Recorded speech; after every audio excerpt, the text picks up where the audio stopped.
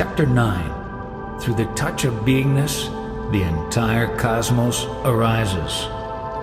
Whatever is seen and felt in totality, space-like, is universal manifestation, the Brahman. But forms emanated, and these are felt as separate and isolated from each other.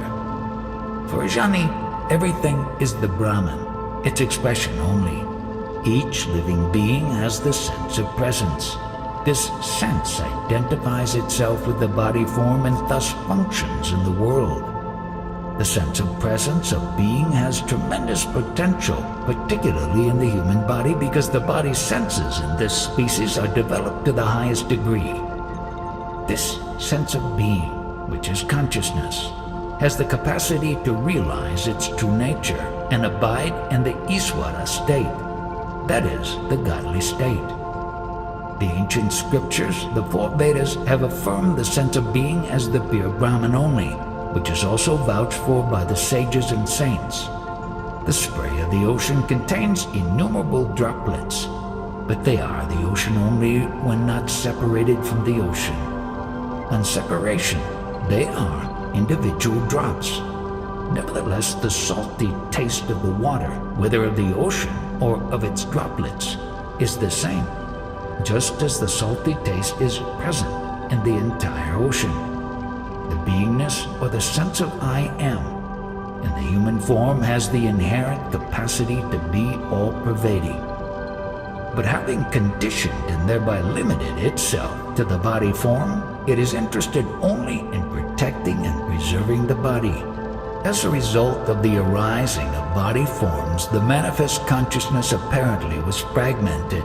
But this fragmentation should be viewed only with respect to the body forms, because in actuality, the consciousness prevails, both within and without the bodies. The mind is the outflow of the five vital energies in the body, known as the Pancha Pranas. It glorifies in and gloats over the impressions, the samskaras, which are received from the outside through the body senses. But the mind can purify itself in the association of sages and saints, who for this purpose commend the practice of chanting the sacred names of God, doing penance, etc. As a matter of natural phenomenon, the pure dynamic Brahman unknowingly wears various bodies, like garments, and then functions through them. This results in perception of the world taking place through the senses of the bodies. But into the bargain, the indwelling principle, that is the sense of I amness, embraces the body as itself and acts and responds to the dictates and demands of the body. But in spite of all these distortions and modifications, the sense of I amness remains unchanged in its inherent nature. The very moment that this pure, dynamic Brahman, which is the motive force behind the body's functioning, discontinues its impetus, the body goes into disorder, commonly termed as death. Thus, the consciousness does not go anywhere. Merely its functioning through the dead body is extinguished then and there, and the pure, dynamic Brahman remains unaffected.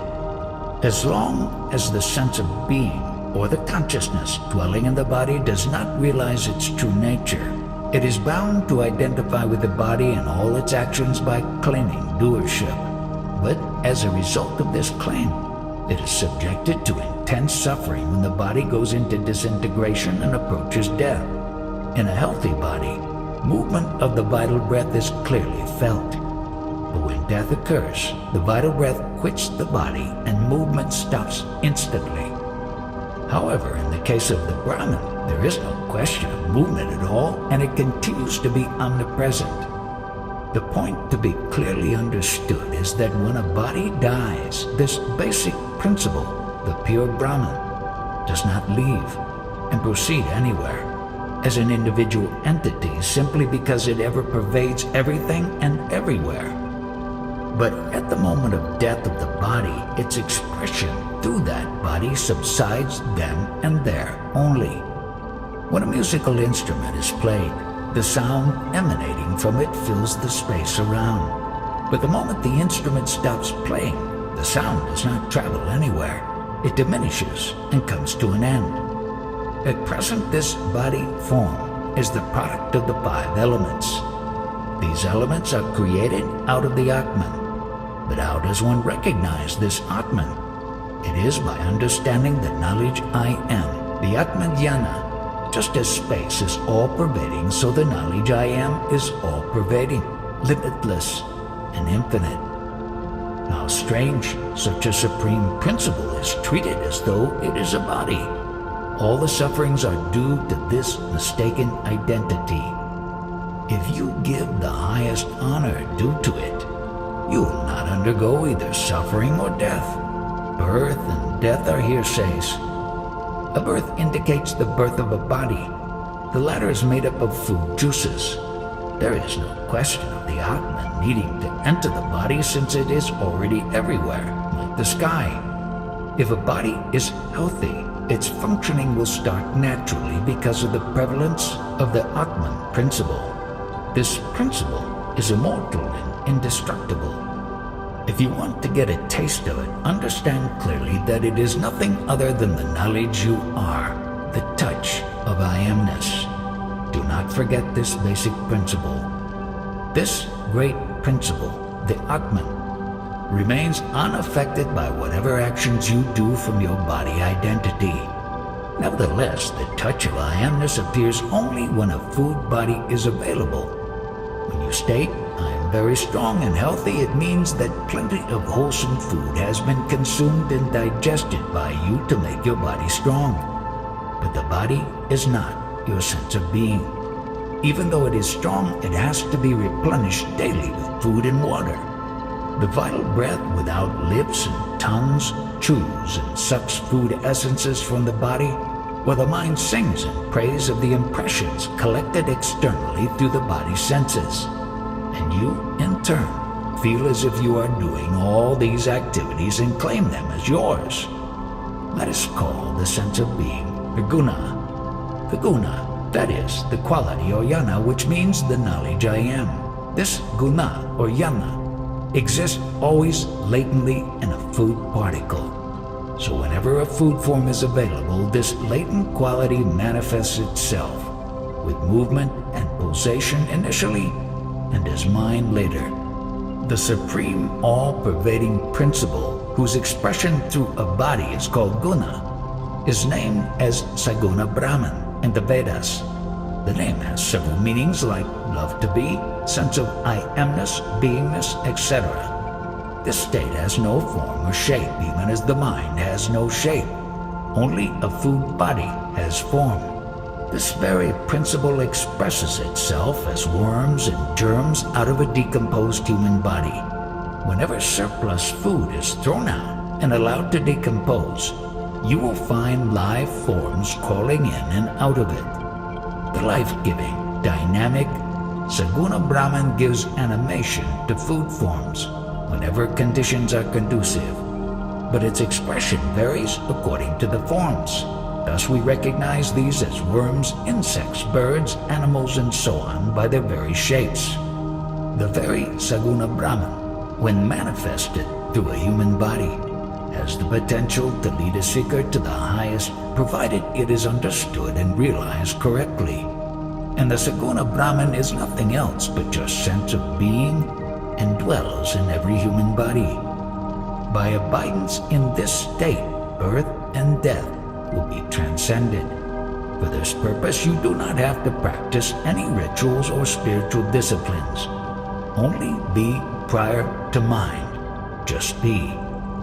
Many persons are busy in the name of spirituality, in doing penances, chanting sacred names, making pilgrimages, and pursuing other disciplines for their salvation. Let them do whatever they want. Probably they are required to cleanse away the sins of their past births according to their prarabdha. If you happen to come across a sage who has realized his true nature, you will not be required to do anything in the way of spiritual disciplines. This is because through his teachings, he will reveal your true nature, as by placing a mirror before you. Many so-called sages move from place to place propagating their spiritual knowledge. But why should I roam about and where? In my true state, I am everywhere. This will be realized by you also when you abide in the knowledge I am. You go to your uncle or cousin because you are related to them through your body. But if you are everywhere, why should you go about? If you imbibe fully whatever I have expounded, no more spiritual disciplines will be required of you.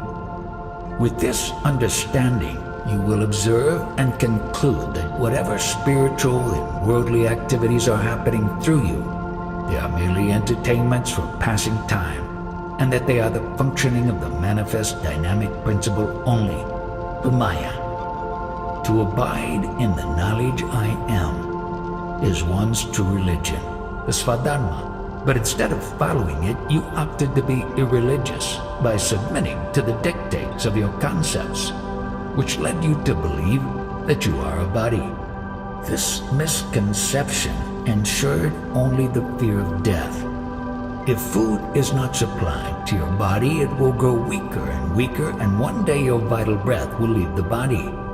People will pronounce you dead, but you will not have the information. It may be that you are sinful, but this is only in respect of your identity as a body. So also your death refers to the body identity. Please apprehend this clearly, that you, the Absolute, bereft of any body identity, are complete, perfect, and the unborn. But you are accused of millions of births and past lives. In this connection, could you tell me at least one of your past births, if you remember? Do not go by what others say, but speak honestly of your own direct experience only. As a matter of fact, you never had any birth. Various forms are appearing and disappearing as a result of the 5 elemental play.